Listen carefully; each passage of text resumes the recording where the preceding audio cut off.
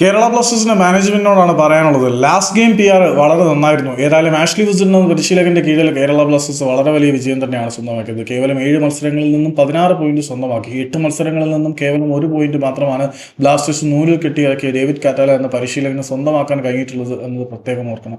പണിയറിയാവുന്ന ഒരുത്തനെ ഇവിടെ കൊണ്ടുവന്നാൽ കാര്യങ്ങൾ മൊത്തത്തിൽ മാറും എന്നതിനകത്ത് കൂടുതൽ സംശയമൊന്നുമില്ല. ആഷ്ലി വിസിൽ എന്ന പരിശീലകനും ലിമിറ്റഡ് സ്കോഡും വളരെ വലിയ നേട്ടങ്ങൾ ഇവിടെ ഉണ്ടാക്കി കഴിഞ്ഞു. ഇന്ത്യൻ സാഹചര്യങ്ങളെ നന്നായി അറിയുന്ന ഒരു പരിശീലകനെ ഇവിടെ പ്രതിഷ്ഠിച്ചു കഴിഞ്ഞാൽ നേട്ടങ്ങൾ ഉണ്ടാക്കാൻ കഴിയും എന്ന് ഒരു പാഠം കൂടി നമ്മളെ പഠിപ്പിക്കുകയാണ്.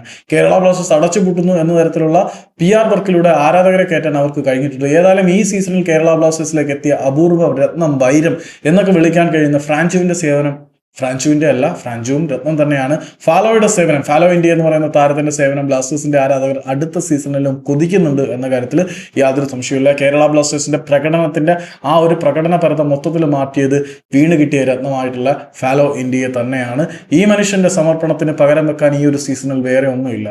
പക്ഷേ ഈ ആഷ്ലി വിസിൽ എന്ന പരിശീലകൻ നേരത്തെ ഉണ്ടായിരുന്നെങ്കിൽ കേരള ബ്ലാസ്റ്റേഴ്സിന്റെ ആരാധകർക്ക് കിട്ടാക്കനിയായിട്ടുള്ള കിരീടം ഇത്തവണയെങ്കിലും നമുക്ക് കിട്ടുമായിരുന്നു എന്നുള്ള വസ്തുതയും നമ്മൾ മറച്ചു വെക്കാൻ പാടില്ല. ഏതായാലും ഫാലോ ഇന്ത്യയെ കേരള ബ്ലാസ്റ്റേഴ്സിന്റെ ഈ സീസണിലെ നായകൻ തന്നെയാണ്, അതിനകത്ത് യാതൊരു സംശയമില്ല.